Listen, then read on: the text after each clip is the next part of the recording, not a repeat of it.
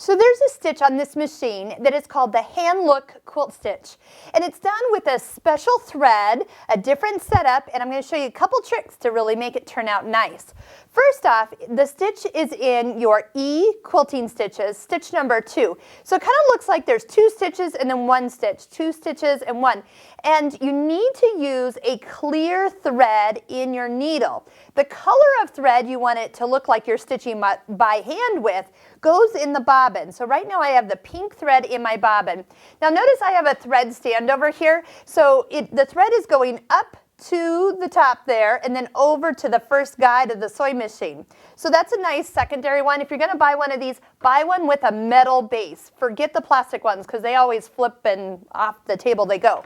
Or better yet, get the Husqvarna Viking Mega Spool Stand. Now this little guy I really liked. Where this attaches is you flip your vertical spool pin up and you set it on that position. So you're not taking up extra room on your table if you don't have that extra room. So I'm going to show you how this is going to look, kind of tilt you up a little bit. So it's just going to sit up there. And the reason for a thread stand with the clear thread is because there's so much time that it kind of gets a little kinky and doesn't always perform as desired. So the thread stand gives it a little time to relax as it goes into the stitch. So what you're looking for, notice that the tension for this stitch is increased. The top tension is up at 6. Now I'm going to start sewing. And what it's going to do is it's going to take a couple stitches forward and then a couple stitches back.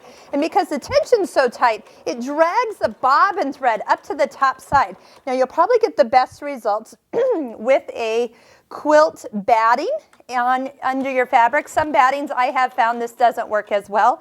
And I usually do bump the tension up even a little higher. So let's go up to like 7 and I'll show you the difference. Now I'm just going to go around this little heart. Now depending on when I actually turn my corner, there is a right and wrong place within this stitch to actually turn. So let me go ahead and get this going so you can see it.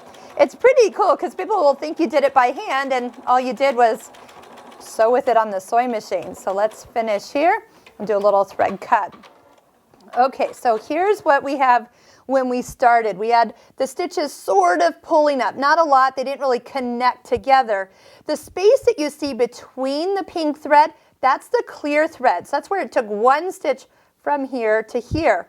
Then it stitched forward and then back. And when it goes back, that's what drags this bobbin thread up because the tension's so tight. And it takes an extra stitch in the back to lock it. And then it stitches over it and then another stitch forward. So once again, so there's a place between once it's come back, drag the thread up and come forward, that's a pivot place. Or when it goes 1 stitch forward, before it starts the sequence again, that's another pivot place, and you'll get the perfect stitch around a corner. So you have to kind of plan ahead. Where are you within a stitch prior to turning? And once you have it, it's really neat. Now, if somebody does turn this over, you are going to see that the stitch on the back will be solid. So it's going to give it away that you didn't do it by hand, but why not give that a try on your next quilting project?